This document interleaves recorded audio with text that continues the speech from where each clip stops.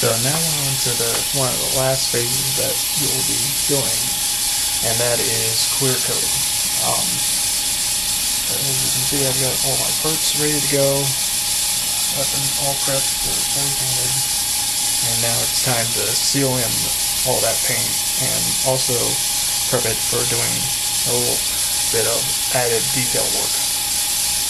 Now I'm using an acrylic-based wash coat, which is why I don't have the respirator on in this video, since acrylics are generally non-toxic, but in general you should still wear it just because I'm not going to do it here because it's easier for me to talk, and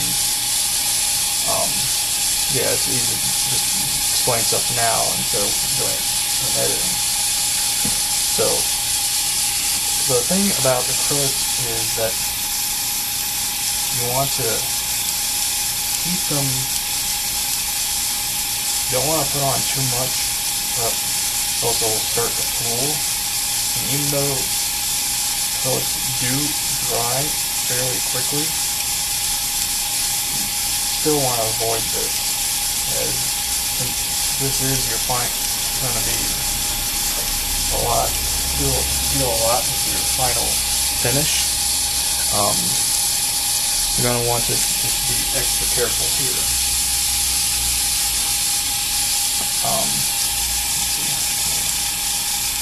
Now, another reason for doing a clear coat is it does seal in all your paint, so it gives it a layer of protection. Now, for this kit, I'm actually going for a glossier finish, so this step is essential, but depending on what you're doing, you're going to want to go with either a flat, semi-gloss, or what have you. Now, this part I've already done some glossing on, as you can see. I don't know if you can see it, but and in general, if you add layers, you can increase the amount of shine you have for different effects. And for this kit, I'm wanting to go with a fairly high glossy finish. So now, in general, let's see. Another reason to do a clear coat is it does allow you to use the properties of different paint, as I'll show you in the next video, or next part of this video, actually. And you can see I'm just doing quick strokes, so I should try and minimize the amount of paint I'm putting on at any one time. And that's also why I'm going kind of fast. Now you'll also notice that I moved the paint tray up above a little spray splash box thing. That's good. I'm trying to keep them in the sun so they'll dry fairly quickly. And so I can get several passes in on this one video, or this one paint session.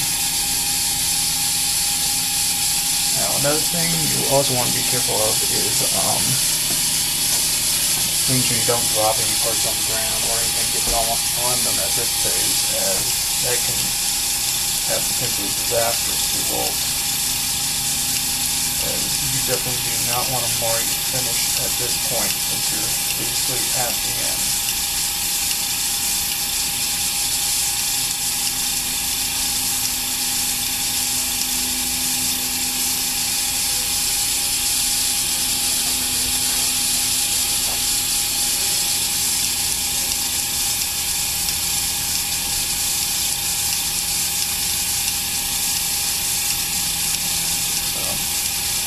I think I'm going to go ahead and finish these parts up off camera, and then we'll come back and I'll talk about some weathering stuff. Okay, now that the parts have had a chance to cure up their clear coat, as you may notice, these aren't the same. These are parts that I did previously so as to just save a little time. Now, what I'm about to do is a pin wash. Now, this will basically add a darkened area to the areas such as in here in these grooves and lines. Now, I've already taken the color that I'm going to use and thinned it down significantly. In this case, I'm using an enamel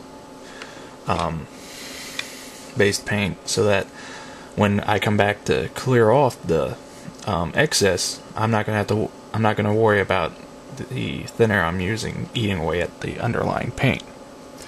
Now, wash, you just get a little on your brush and you just generally just tap it and it will just run through the lines.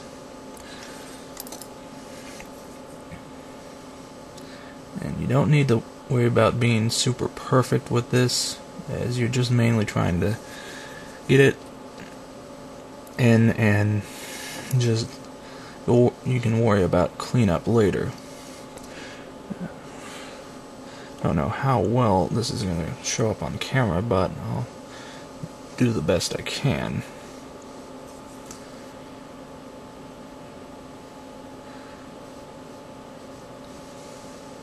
But in general, if you got your paint thinned right and you got the clear coat done right, it should just basically run through the lines on its own. You won't have to really do much of anything to help it along.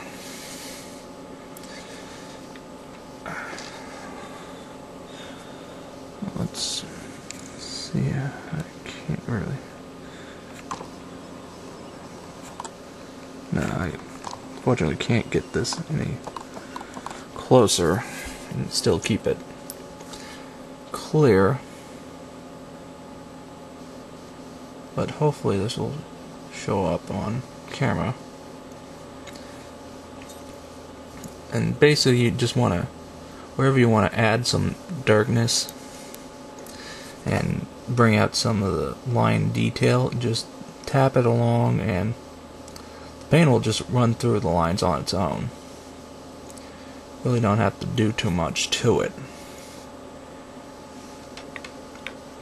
And so yeah, I'll finish up doing these, and then at the start of the next video I'll show cleanup and how you basically will go about getting rid of any overlay after I give these parts a good chance to dry and such. And then yeah, after that it's just a matter of final coating, clear coat, and then yeah, the kit will be pretty much done.